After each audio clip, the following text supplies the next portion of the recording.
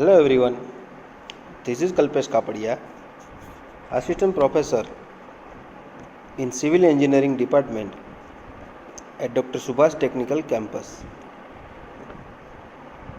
Welcome in the lecture series of Concrete Technology, subject offered by Gujarat Technological University in 5th semester of BE. In having a subject code is 3150610. In this video series,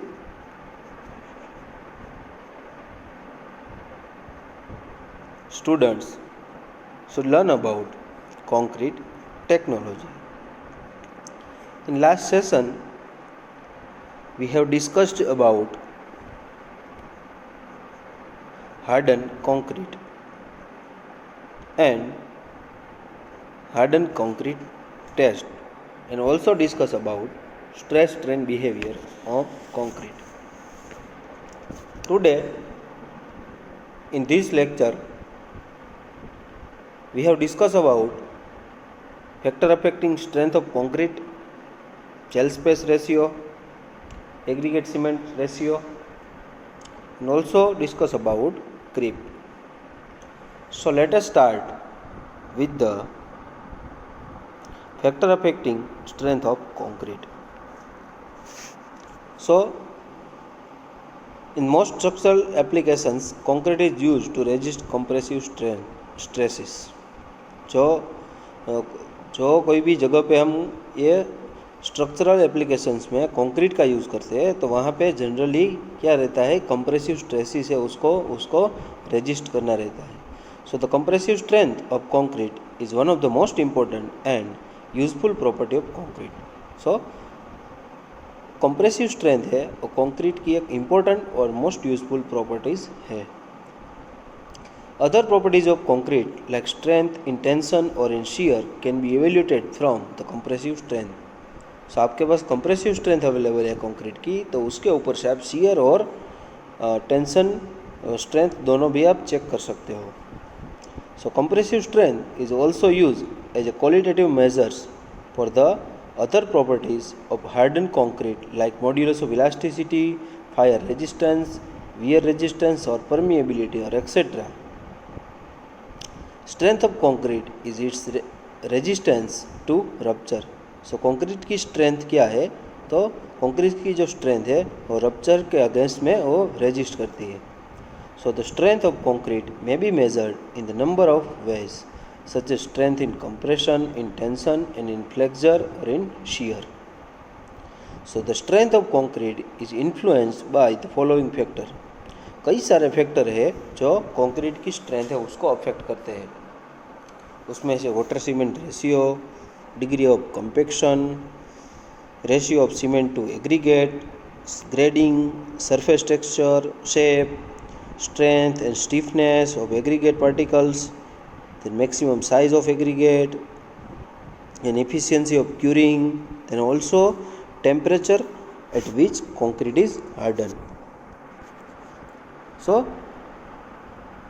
यहाँ पे आप देख सकते हो कि जैसे cement content constant workability आपको चाहिए रहती है. यहाँ पे 3 ग्राफ दिए गए हैं. उसमें से पहला हम देखते हैं कि आपको कोई भी फ्रेश कंक्रीट की जो कांस्टेंट वर्केबिलिटी चाहिए रहती है, तो जैसे आप सीमेंट कंटेंट को बढ़ा रहे हो वैसे भी आपको ये वाटर सीमेंट रेशियो है वो भी बढ़ने लगेगा. तो वहाँ पे आपको उतना ही वाटर वहाँ पे ऐड करना रहता है. और कई बार वाटर सीमेंट रेशियो बढ़ जाने की वजह से जो स्ट्रेंथ है वो भी कम पड़ने लगती है. सेकंड फिगर में आपको दिखाई दे रहा है कि वाटर सीमेंट रेशियो स्टार्ट से शुरू करें तो स्टार्ट से वाटर सीमेंट रेशियो हमने जो इनिशियल रखा था वहाँ पे स्ट्रेंथ हायर है, और जैसे ही वाटर सीमेंट रेशियो बढ़ने लगा है तो वहाँ से स्ट्रेंथ है वो कम होने लगती है. Then cement content constant workability रख के सीमेंट कंटेंट जैसे ही आप ज़्यादा रख रहे हो, जैसे सीमेंट कंटेंट है वहाँ उस कोई भी कंक्रीट में ज़्यादा है तो स्ट्रेंथ है वो स्लोली बढ़ने लगती है.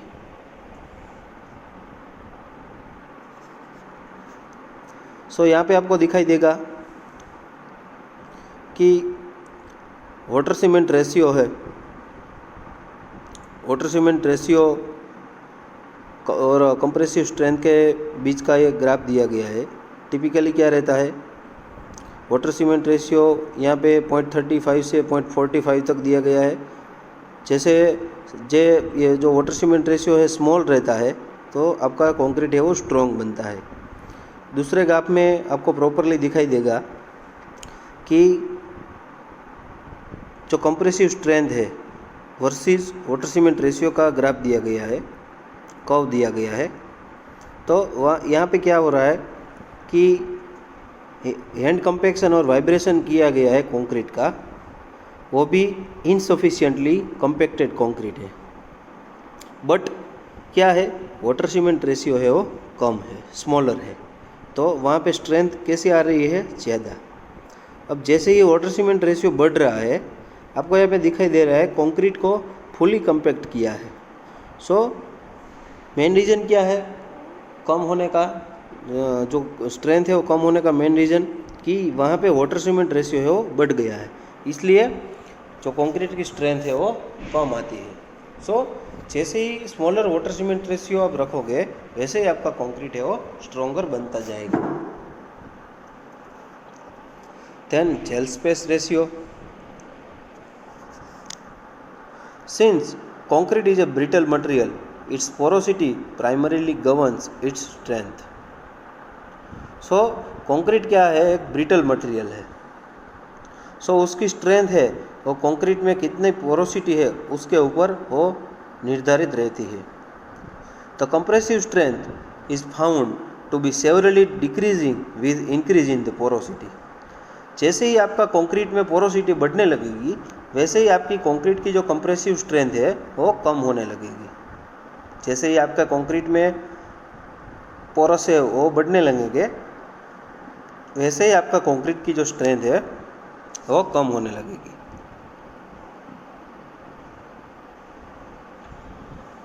Then the porosity of concrete which governs the strength of concrete is affected by gel space ratio in concrete. So porosity of concrete जो है वो किसके ऊपर आधार रखती है, क्योंकि कंक्रीट की जो स्ट्रेंथ है, कंक्रीट की स्ट्रेंथ में जेल स्पेस रेशियो है उसको कितना अफेक्ट हुआ है उसके ऊपर निर्भर करती है कि कंक्रीट में कितनी पोरोसिटी रहेगी और वो कंक्रीट की स्ट्रेंथ है वो कितनी आएगी। So the gel space ratio is the ratio of the solid products of hydration to the space available for this hydration product.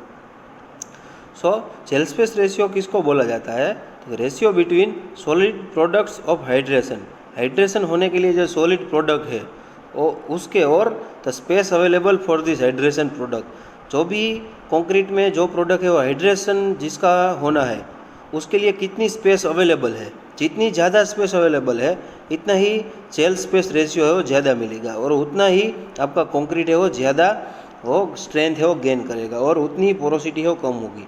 लेकिन आपका कंक्रीट में जो मटेरियल है वो ज़्यादा डेंस है और जो हाइड्रेशन होने वाली जो प्रोडक्ट है उसका प्रॉपरली जो हाइड्रेशन उसमें नहीं होता है, तो उसकी वजह से वो जो हाइड्रेशन होने वाला जो कोई भी प्रोडक्ट है लाइक सीमेंट है तो उसका पोर्शन है वो अनहाइड्रेटेड रह जाता है और अनहाइड्रेटेड सीमेंट पेस्ट है वहाँ पे पोरोसिटी होने की संभावना ज़्यादा रहती है, तो उसी जगह पे आपकी जो कंक्रीट की स्ट्रेंथ है वो कम होने लगती है। So the higher gel space ratio reduce the porosity.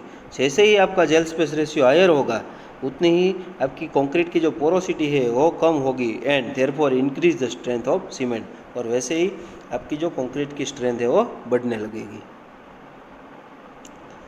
सो यहाँ पे जेल स्पेस रेशियो का और स्ट्रेंथ के बीच में एक ग्राफ दिया गया है, कर्व दिया गया है। आपको इनिशियली दिखाई दे रहा है कि जेल स्पेस रेशियो कम है तो स्ट्रेंथ भी कैसी है, कम है। जैसे ही जेल स्पेस रेशियो धीरे धीरे बढ़ता जा रहा है तो जो कंक्रीट की स्ट्रेंथ है वो भी ज़्यादा आने लगती है। यहाँ पे 3 मिक्स है वो दिए गए हैं। प्रॉपरली कैसे होता है कि प्रैक्टिकल बेस को ध्यान में रखते हुए यहाँ पे 3 मिक्सिस बनाए गए हैं, ए, बी और सी। तीसरा वाला है वो सी है। तो तीनों का तीनों मिक्स का जेल स्पेस रेशियो थोड़ा सा चेंज करके ये ग्राफ है वो बनाया गया है। लेकिन इन लास्ट हमको एक बात यहाँ पे इस ग्राफ में से पता चलती है, इस कर्व से पता चलती है कि जैसे ही जेल स्पेस रेशियो बढ़ने लगेगा आपकी जो कंक्रीट की स्ट्रेंथ है वो भी बढ़ने लगेगी, क्योंकि जैसे ही आपका जेल स्पेस रेशियो कम होगा उतना ही आपका कंक्रीट है वो पोरस होगा, और पोरस कंक्रीट की स्ट्रेंथ है वो कम होती है। और जैसे जैसे जेल स्पेस रेशियो बढ़ने लगेगा वैसे ही आपकी कंक्रीट की पोरोसिटी है वो बढ़ने लगेगी, और आपका जो कंक्रीट है उसकी स्ट्रेंथ भी बढ़ने लगेगी, क्योंकि जैसे जेल स्पेस रेशियो कम है तो वहाँ पे जो हाइड्रेशन होने वाली जो प्रोडक्ट है यानी कि सीमेंट है उसको प्रॉपर जगह वहाँ पे नहीं मिलती है हाइड्रेशन होने के लिए। और जैसे ही जेल स्पेस रेशियो बढ़ने लगता है वैसे आपकी कंक्रीट की स्ट्रेंथ है वो भी बढ़ने लगती है। So gel space ratio which governs the porosity of concrete affecting its strength, its affected by the water cement ratio of concrete. The higher water cement ratio decreases the gel space ratio. जैसे ही higher water cement ratio रहेगा उसकी वजह से आपका jail space ratio वो भी कम होने लगेगा। तो उसका मीनिंग क्या हुआ, वाटर और जो सीमेंट का कंटेंट है वो प्रॉपरली अच्छी तरह से चेक करके आपको कंक्रीट में डालना चाहिए। जैसे ही जेल स्पेस रेशियो कम होगा तो वैसे ही कंक्रीट है उसकी पोरोसिटी वो बढ़ने लगेगी, और जो आपकी कंक्रीट की स्ट्रेंथ है वो डिक्रीज होने लगेगी। प्रॉपरली आपको कंक्रीट में जो जेल स्पेस रेशियो है, जो जेल है उसको प्रॉपरली हाइड्रेट होने के लिए, प्रॉपरली जो सीमेंट और वाटर का जेल बना हुआ है उसको हाइड्रेट होने के लिए प्रॉपरली वहाँ पे स्पेस अवेलेबल होनी चाहिए। यानी कि जो भी हाइड्रेशन होने वाली प्रोडक्ट है उसको प्रॉपरली हाइड्रेशन होने के लिए वहाँ पे स्पेस अवेलेबल होनी चाहिए, उसको बोलते हैं gel space ratio. Then influence of aggregate cement ratio. Aggregate cement ratio की वजह से भी क्या इन्फ्लुएंस होती है कंक्रीट में।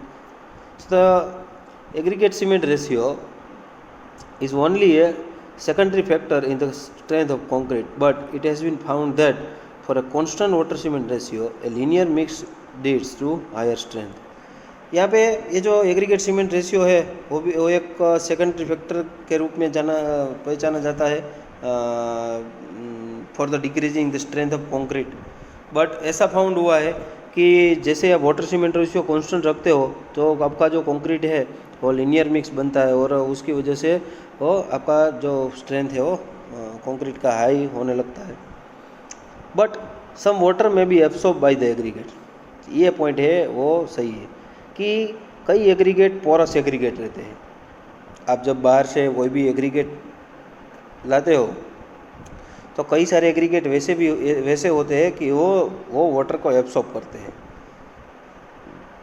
तो उसकी वजह से क्या होता है कि आपने जो वाटर सीमेंट रेशियो नक्की फाइंड आउट किया गया है कि भाई हमारा वाटर सीमेंट रेशियो 0.4 है, और उसमें 1 मीटर क्यूब में 300 किलोग्राम और 250 किलोग्राम जितना ही आपको वाटर है उसको वहाँ पे चाहिए रहता है। सपोज़ के एक 1 मीटर क्यूब में हमको कंक्रीट बनाना है तो उसके लिए 250 kilogram per metre cube water है वहाँ पे लगता है। तो हमने जो एग्रीगेट यूज़ की है वो पोरस एग्रीगेट है। तो पोरस एग्रीगेट में जैसे ही हम वाटर वहाँ पे डालेंगे तो कई सारा वाटर की क्वांटिटीज़ है वो जो एग्रीगेट है वो एब्सॉर्ब कर लेगा। उसकी वजह से आपका वाटर सीमेंट रेशियो है मेंटेन नहीं होगा। क्या होगा, वाटर सीमेंट रेशियो है वहाँ पे रिड्यूस होगा। The higher aggregate content would lead the lower shrinkage and lower bleeding and therefore less damage to the bonds between the aggregate and the cement paste. जैसे ही एग्रीगेट कंटेंट है वो higher रहता है तो उसकी वजह से क्या होता है, लोअर श्रिंकेज रहता है, लोअर ब्लीडिंग होता है और लेस डैमेज होता है, और bond between the aggregate and cement paste है वो भी एक अच्छी तरह से बनता है। As a result in a linear mix the voids form a smaller fraction of the total volume of concrete, and it is these voids that have an adverse effect on strength।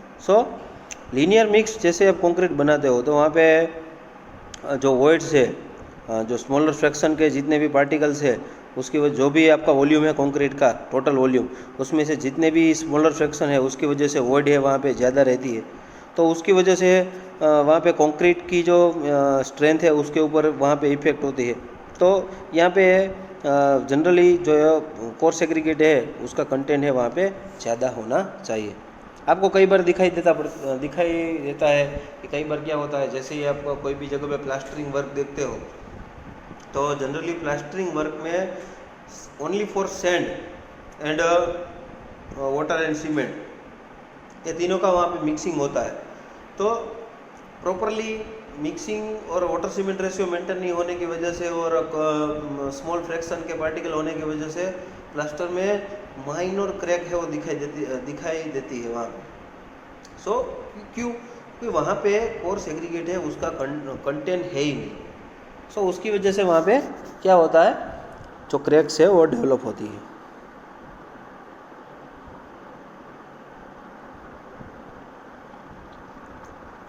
Then influence of aggregate cement ratio. यहाँ पे aggregate cement ratio की कैसे concrete में असर होता है, उसका असर कैसे होता है देखते हैं कि वाटर सीमेंट रेशियो जितना कम रखोगे और जितना कांस्टेंट रखोगे उतनी ही यहाँ पे जो 7 डेज कंप्रेसिव स्ट्रेंथ और वाटर सीमेंट रेशियो के बीच में यहाँ पे कर्व दिया गया है। सो आप देख सकते हो कि मिनिमम जितना भी आप वाटर सीमेंट रेशियो रखोगे और कांस्टेंट वाटर सीमेंट रेशियो रखोगे उतनी ही स्ट्रेंथ आपको ज़्यादा मिलेगी। जैसे ही आप वाटर सीमेंट रेशियो बढ़ाते जाओगे तो स्ट्रेंथ है वो कम होने लगती है।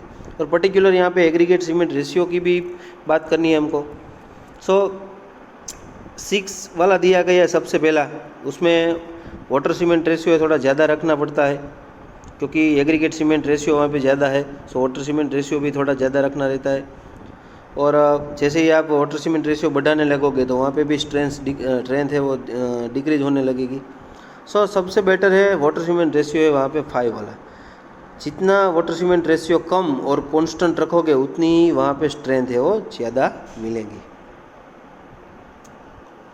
Then effect of maximum size of aggregate.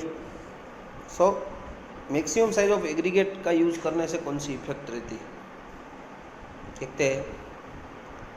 So the larger aggregate, the lower is the total surface area of area. So ये हम सबको पता है कि आप कोई एक कागज़ ले लो, उसके 2 टुकड़े, एक कागज़ है उसका 2 टुकड़े में 2 टुकड़े कर दो और एक कागज़ है उसके 4 टुकड़े कर दो। तो ये जो 2 टुकड़े वाला है उसको जोड़ने में जितना आपको गम चाहिए रहेगा उससे ज़्यादा वो 4 टुकड़ा है जो कागज़ का, उसको जोड़ने में ज़्यादा गम की ज़रूरत रहेगी। सो क्या हुआ कि जितने पार्टिकल्स ज़्यादा उतना उसका सरफेस एरिया है वो ज़्यादा। यानी कि जैसे ही आपका एग्रीगेट है उसका साइज़ जितना भी बड़ा होगा उतना ही उसका सरफेस एरिया है वो कम रहेगा। तो यहाँ पे पहली लाइन दी गई है, the larger the aggregate the lower is the total surface area. जैसे ही बड़ा वाला एग्रीगेट आप यूज़ करोगे उतना ही वहाँ पे कम एरिया है वो सरफेस एरिया वो रहता है। So therefore the lower is the requirement of water for the given workability. So proper workability लाने के लिए वहाँ पे वाटर की कम नेसेसिटीज रहती है और जितना वाटर कम मीन्स जितना आप वाटर सीमेंट रेशियो भी कांस्टेंट रखोगे कम वाटर के साथ तो वहाँ पे आपकी स्ट्रेंथ है वो ज़्यादा आएगी। So the use of larger size aggregate did not contribute to the higher strength as expected from the theoretical consideration due to the following reason. लेकिन आपका तो कंक्रीट में आप लार्ज साइज वाला जो एग्रीगेट यूज़ कर रहे हो उसकी वजह से आपकी कंक्रीट की हायर स्ट्रेंथ नहीं आती है as expected from theoretical knowledge. So यहाँ पे रीज़न दिए गए हैं। So the larger maximum size aggregate gives lower surface area for development के लिए भी वहाँ पे सरफेस एरिया है वो लो है। So for gel bonds which is responsible for the lower strength of the concrete. So वहाँ पे जेल बॉन्ड होने लगेगा। सो उसकी वजह से भी आपका जो कंक्रीट का स्ट्रेंथ है वो भी कम रहेगा। Secondly bigger aggregate size causes a more heterogeneity in the concrete which will prevent the uniform distribution of load when stressed.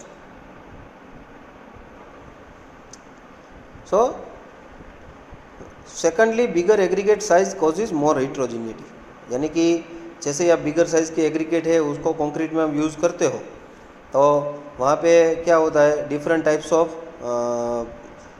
उसको बोलते हैं उसकी characteristic, different types of characteristic वहाँ पे होने लगती है, डिफरेंट टाइप ऑफ कैरेक्टर होने लगता है एग्रीगेट के साइज़ के ऊपर। सो कंक्रीट में क्या होता है, तो यूनिफॉर्म डिस्ट्रीब्यूशन नहीं होता है किसका, ऑफ लोड व्हेन स्ट्रेस। सो उसके ऊपर जब भी वहाँ पे स्ट्रेस आएगा, उसके ऊपर जब भी वहाँ पे कंक्रीट के ऊपर जब भी वहाँ पे स्ट्रेस आएगा तो कंक्रीट के ऊपर जो स्ट्रेस आएगा उसका यूनिफॉर्मली डिस्ट्रीब्यूशन नहीं होगा। सो ये भी एक डिसएडवांटेजेस है मैक्सिमम साइज एग्रीगेट का।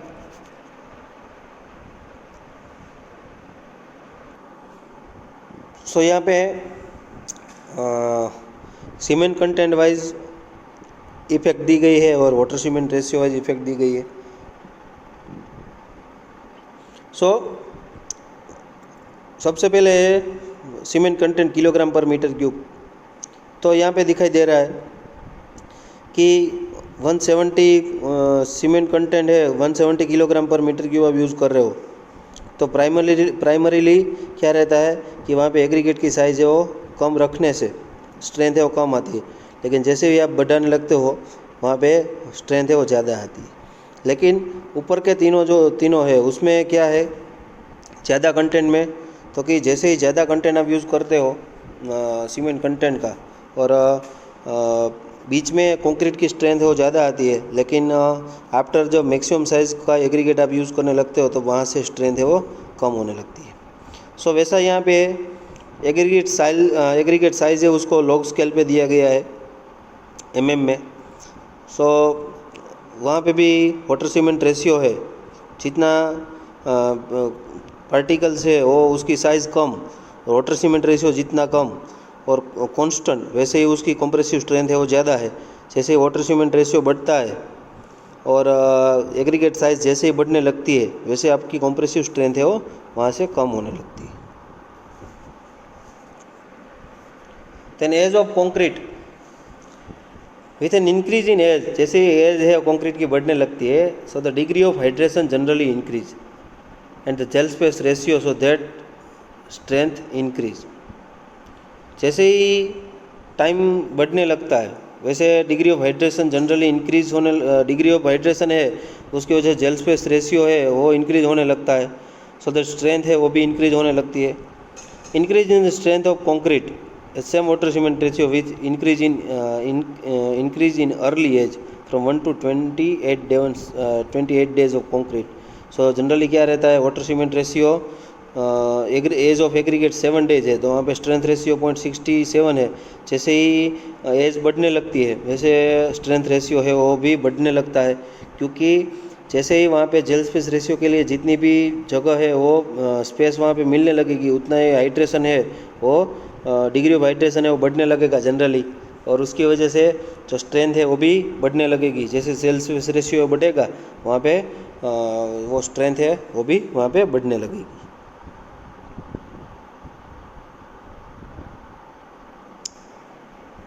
Then influence of property of coarse aggregate देखते हैं। The relation between the fractural and compressive strength depend on the types of aggregate because the properties of aggregate, especially its shapes and surface texture, affect the ultimate strength in compression very much less than the strength in tension or cracking load in compression. So generally कई बार concrete के size और shape है उसके ऊपर भी कई सारी effect रहती है कंक्रीट के ऊपर कोर्स एग्रीगेट की। सो अल्टीमेट स्ट्रेंथ में कंप्रेशन, जब कंप्रेशन टेस्ट चेक करते हो तो वहाँ पे अल्टीमेट स्ट्रेंथ में उसका साइज़ और शेप है वो इफेक्ट करता है। और उसके बाद टेंशन में भी टेंशन अब चेक करते हो तो वहाँ पे भी साइज़ और शेप है वो सरफेस टेक्सचर है वो भी वहाँ पे एक डिसएडवांटेजेस है।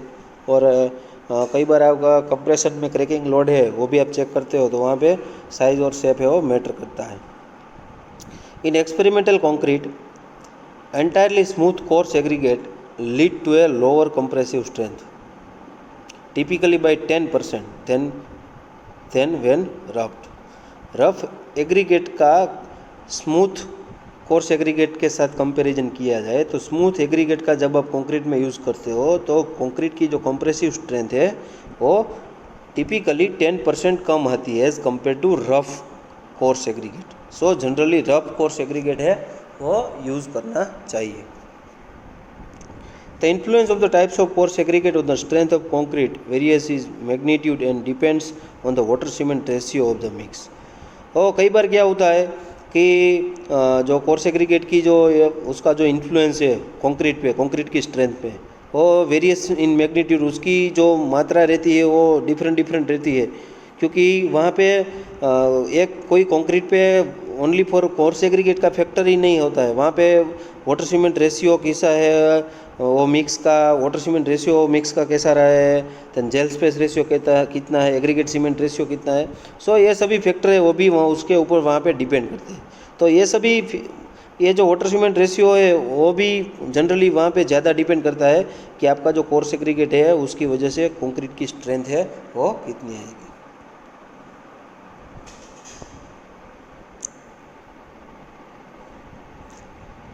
For water cement ratio below 0.4, so for water cement ratio below 0.4, the use of crushed aggregate has resulted in strength up to 38% higher than when gravel is used। so ये बात भी आपको पता होनी चाहिए कि वाटर सीमेंट रेशियो है वो 0.4 से बिलो है, और वहाँ पे आप क्रश एग्रीगेट यानी कि जो एग्रीगेट है उसको क्रश करके वहाँ पे कंक्रीट में आप यूज़ करते हो इंस्टेड ऑफ ग्रेवल, तो वहाँ पे क्या होता है 38% तक हायर स्ट्रेंथ है वहाँ पे आप अचीव कर सकते हो। यानी कि कंक्रीट में जब ग्रेवल आप यूज़ करते हो तो ग्रेवल की जगह पे आप क्रश्ड एग्रीगेट है वहाँ पे यूज़ करोगे तो उसकी वजह से 38% तक जो स्ट्रेंथ है वो आप हायर ला सकते हो। With an increase in the water cement ratio to 0.5, influence of the aggregate falls off, presumably because the strength of the hydrated cement paste itself becomes paramount, and at the water cement ratio of 0.65, no difference in the strength of concrete made with crushed rock gravel has observed। यानी कि जब आप water cement ratio है 0.5 रखते हो तो वहाँ पे जनरली जो सीमेंट की कंक्रीट की जो स्ट्रेंथ है वो हाइड्रेटेड सीमेंट पेस्ट है वो उसकी वजह से वहाँ पे क्या होती है वो कम होने लगती है। जैसे ही वाटर सीमेंट रेशियो बढ़ता है तो उसकी वजह से वो कम होने लगती है, और वाटर सीमेंट रेशियो 0.65 है उसकी वजह से भी कंक्रीट का जो स्ट्रेंथ है उसको कोई डिफरेंस नहीं होता है, क्योंकि concrete generally made with crush rock gravel, वहाँ पे जो कंक्रीट है वो क्रश रॉक और ग्रेवल से बना रहता है। सो 0.65 में वहाँ पे वाटर सीमेंट रेशियो में कोई भी वहाँ पे चेक नहीं किया जाता है difference in the strength of concrete. Influence of temperature on concrete, ये भी एक पॉइंट है। So the rise in the curing temperature speed up the chemical reaction of the hydration. So जैसे ही क्यूरिंग आप करते हो, क्यूरिंग के लिए आप जब वाटर यूज़ करते हो तो वहाँ पे जो टेम्परेचर है उसमें ज़्यादा टेम्परेचर होगा तो उसकी वजह से केमिकल रिएक्शन भी जो हाइड्रेशन होता है वहाँ पे उसकी वजह से केमिकल रिएक्शन होगा वो भी स्पीड में होगा, and this affect beneficially the strength of concrete without any ill effects on the later strength. तो उसकी वजह से क्या होगा तो वो अर्ली स्ट्रेंथ में वो बेनिफिशियली है, लेकिन जो लेटर स्ट्रेंथ आती है कंक्रीट की उसमें कई बार उसकी बैड इफ़ेक्ट क्रिएट होती है। अर्ली स्ट्रेंथ तो वैसे ही ये जो स्पीड में जितना ही हेट ऑफ हाइड्रेशन होगा उतनी ज़्यादा आएगी, लेकिन बाद में जो वो कंक्रीट की स्ट्रेंथ है उसमें वहाँ पे बैड इफेक्ट क्रिएट होगी। So the rapid initial hydration appears to form products of a poorer physical structure. So rapid initial hydration होने की वजह से कई बार क्या होता है जो प्रोडक्ट बाहर निकलती है वो फिजिकल जो स्ट्रक्चर निकलता है वो पुअर निकलता है। कई बार क्या होता है पोरस आपको सरफेस पे दिखाई दे पड़ता है, जो यहाँ पे दिया गया है probably more porous, so that a proportion of the porous will always remain unfill. और जनरली वहाँ पे क्या होता है कि हीट ऑफ हाइड्रेशन है वो अर्ली डेज में जितना होनी थी उससे ज़्यादा हो गई, तो उसकी वजह से बाद में जो हीट ऑफ हाइड्रेशन होनी थी वो बाद में नहीं होगी, तो उसकी वजह से आपका कंक्रीट का सरफेस है वो पोरस होने लगेगा और कभी वो पोरस है वो फील होगा नहीं, आपको वो प्रॉपरली वहाँ पे दिखाई देगा कंक्रीट में। So the gel space ratio rule that this will lead to a lower strength compare with a less porous. So gel space ratio है वो जितना भी ज़्यादा है, सो उसकी वजह से आपका कंक्रीट की स्ट्रेंथ ज़्यादा आएगी, और जहाँ पे लेस पोरस है वहाँ पे कंक्रीट की स्ट्रेंथ भी है वो ज़्यादा आएगी। लेकिन यहाँ पे क्या होता है कि रैपिड इनिशियल हाइड्रेशन होने की वजह से सेल स्पेस रेशियो है वो जो हमने रूल जो स्टडी किया थोड़ी देर पहले, वो वहाँ पे वो कोई लीड नहीं करता है, वहाँ पे वो यहाँ पे वो लीड नहीं होता है, और पोरस है वो भी वहाँ पे ज़्यादा होने लगते हैं। यानी कि सेल स्पेस रेशियो है वो कम है, वो प्रॉपर है, लेकिन हीट ऑफ हाइड्रेशन पहले हो गया है तो सेल स्पेस रेशियो उसका वहाँ पे कोई रोल नहीं होगा। उसकी वजह से हम थोड़ी देर पहले हम बोलते थे कि जेल स्पेस रेशियो जितना ज़्यादा है उतना पोरस कम रहेगा। सो हीट ऑफ हाइड्रेशन भी प्रॉपर होना चाहिए, तो ही आपका पोरस है वो उसमें कम रहेगा। Through slowly hydrating cement paste in which high gel space ratio will eventually be reach.